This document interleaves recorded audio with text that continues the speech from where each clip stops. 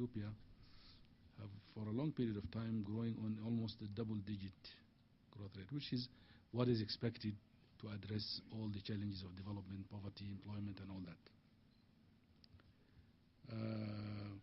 This growth, by and large, has been driven by a number of factors.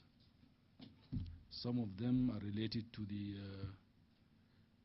improved macroeconomic policy management, peace dividend, governance, democracy, and all that. But probably one of the major driving factors is the commodity boom, the commodity prices, which is linked to your workshop today. Some of these issues related to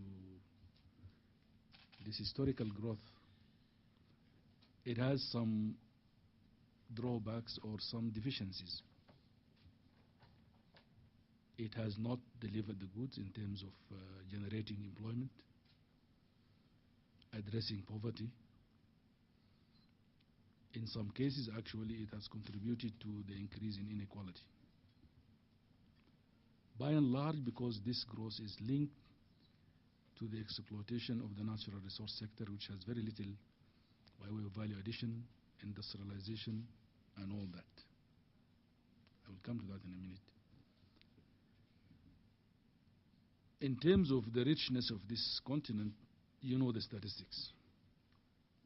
I'm talking to people who know this even better than me. Africa is very rich in its minerals, whether it is uranium, cobalt, gold, and many other minerals, platinum, and all that. But also oil and gas.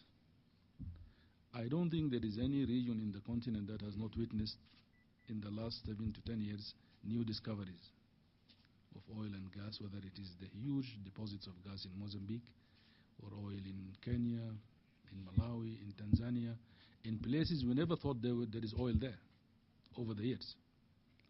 So all this discovery also is linked to your meeting today in the sense that the way we exploit our natural resources is extremely important in addressing the development challenges of the continent. You would agree with me the historical outdated model of dig and export by firms and companies, multinationals and all that. Africa is no longer tolerating this. You will find a mine at a throw of a stone from a village that has no running water or clinic or school. Historically and probably up to today, our natural resources are exploited into an almost complete isolation from the rest of the economy. And this situation cannot continue if we would want to develop this continent. Of course, having said this, Africa had its own response to the development of this sector. Successive plans, whether you go back to Lagos Plan of Action 1980, or Abuja Treaty 91, or most recent NEPAD in 2001, the common thread across this when it comes to natural resources has always been, let us exploit our natural resources to add value, to industrialize, to create and generate employment and all that.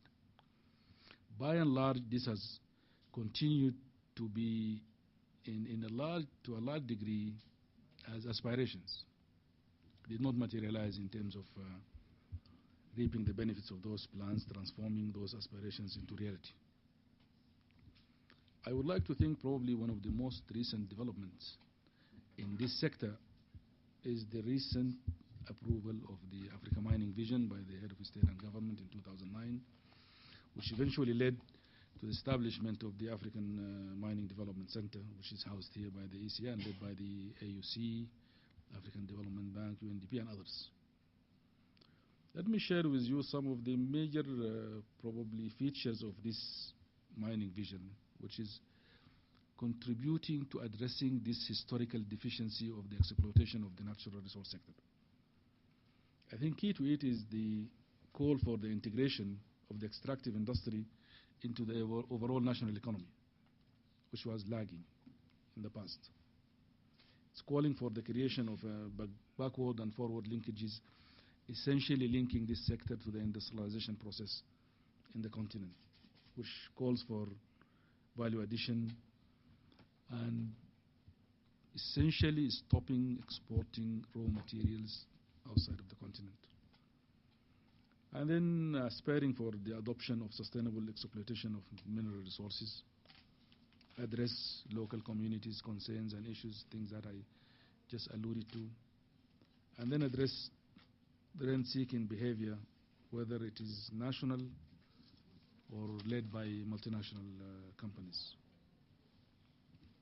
Before concluding, let me just maybe highlight some of the major challenges. Yami touched some of them, and probably our expectations from this meeting when it comes to the negotiation of contracts in mining and petroleum sectors. I think we would expect you to look at balancing issues that related to balancing commercial and economic interest versus environment and other issues. Essentially, addressing the three components of the sustainable development: social, economic, and environmental. And I could confidently add to that political, because all this I do not believe will take us anywhere if we do not address issues of governance, leadership, and all that. Second, I think we need to look at in a very specific fashion the issue of the resolution of contractual disputes and all that. And as I said earlier, addressing rent-seeking behavior, including tax avoidance, tax evasion, and the whole area of illicit financial flows, including issues of transfer pricing. I think if there is one outcome or conclusion of Mbeki panel, is the almost organic link between the exploitation of natural resources in the continent and the extractive sector and the multinational work, particularly on the area of commercial activities and trade. You know, in this continent, for a long period of time, we were made to believe, rightly so, that corruption, illicit finance is linked to stolen assets by corrupt dictators. It is there, it is true, it is there, but it's a very small fraction of this. It's 3 to 5%. The bulk of the resources leave this continent through trade activities and exploitation of natural resources, which part of it is linked to how we negotiate our contracts and agreements with these multinational companies. We want clean, good companies to come exploit our resources and work together with us to develop this continent. But we don't want those crooks who are coming just to rob this continent for its resources without contributing anything to its development. And then also on specific issues, we expect you to look at the capacity development issues, including contract negotiations, but also addressing the broader issues of long-term natural resource development strategies as are linked to the contracts. To conclude, I'm very confident. I think looking at the brains and expertise around this room and the expected rich exchange of views and ideas on this topic, we are assured of a very successful and excellent outcome. With these few remarks, I thank you very much and wish you a successful meeting. Thank you.